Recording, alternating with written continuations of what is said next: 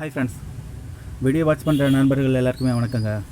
Friends, நீங்கள் முதலீடு செய்கிற ஒவ்வொரு பணமும் ஒவ்வொரு மினிமம் அமௌண்ட்டாக இருக்கும் பார்த்தீங்களா. 100 ரூபா அமௌண்ட்டு கூட கண்டிப்பாக 500 ஆகவோ இல்லை 1000 ஆகவோ 5000 ஆகவோ க்ரோத் ஆகிறதுக்கு கண்டிப்பாக நம்ம கிஷ்டு மார்க்கெட் சேனல் ஹெல்ப்ஃபுல்லாக இருக்குங்க.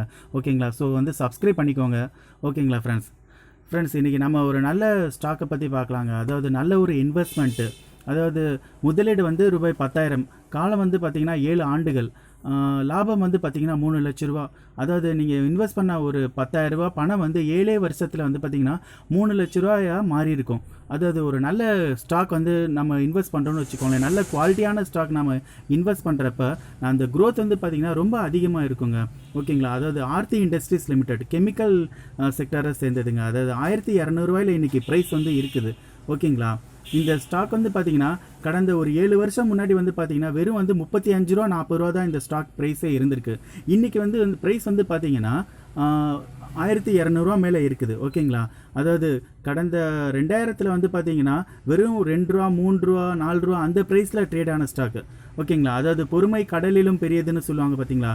அந்த டைமிங்கில் பார்த்திங்கன்னா கொஞ்சம் கொஞ்சமாக நீங்கள் ஸ்டாக் வாங்கிட்டே வந்திருந்தால் நல்ல க்ரோத்தில் இன்றைக்கி இருந்திருக்கும்.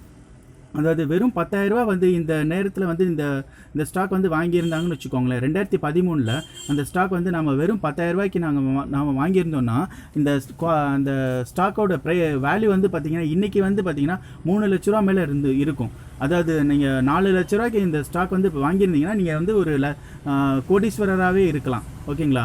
அதுக்காக நீங்கள் 4 லட்ச ரூபாய் ஒரே ஸ்டாக்கில் இன்வெஸ்ட் பண்ணணும்னா பண்ணக்கூடாதுங்க. ஓகேங்களா? அதாவது மொத்தமாக பல்க் அமௌண்ட் ஒரு ஸ்டாக்கில் ஒரே ஸ்டாக்கில் இன்வெஸ்ட் பண்ணக்கூடாது.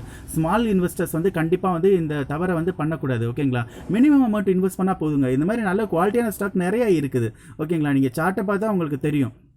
லாங் சார்ட்டை பார்த்தினால குவாலிட்டியான ஸ்டாக்கை நீங்கள் கொஞ்சம் கொஞ்சமாக சிறிதளவாக பை பண்ணிக்கிட்டே வாங்க. ஓகேங்களா? பங்குச்சந்தையில் எப்போவுமே ஏற்றமும் இருக்கும் இறக்கமும் இருக்கும். அந்த இறக்கத்தில் ஒவ்வொரு இறக்கத்துலையும் நீங்கள் பை பண்ணிகிட்டே வாங்க. நல்ல குவாலிட்டியான ஸ்டாக் வாங்கிட்டே வந்தீங்கன்னா கண்டிப்பாக லாங் பீரியடாக கண்டிப்பாக அதிகமாக இருக்கும். ஓகேங்களா?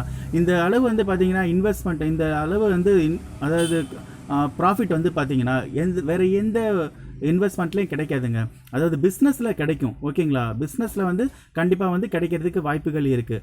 அதாவது நீங்கள் பேங்க் ஃபிக்ஸட் டெபாசிட்டில் ஒரு சொல்லுவாங்க 5-6 வருஷத்தில் டபுள் ஆகிடும்னு சொல்லுவாங்க. இல்லை போஸ்ட் ஆஃபீஸில் சொல்லுவாங்க டபுள் ஆகிடும். கோல்டு வாங்குங்க நல்ல க்ரோத் ஆகும்னு சொல்லுவாங்க.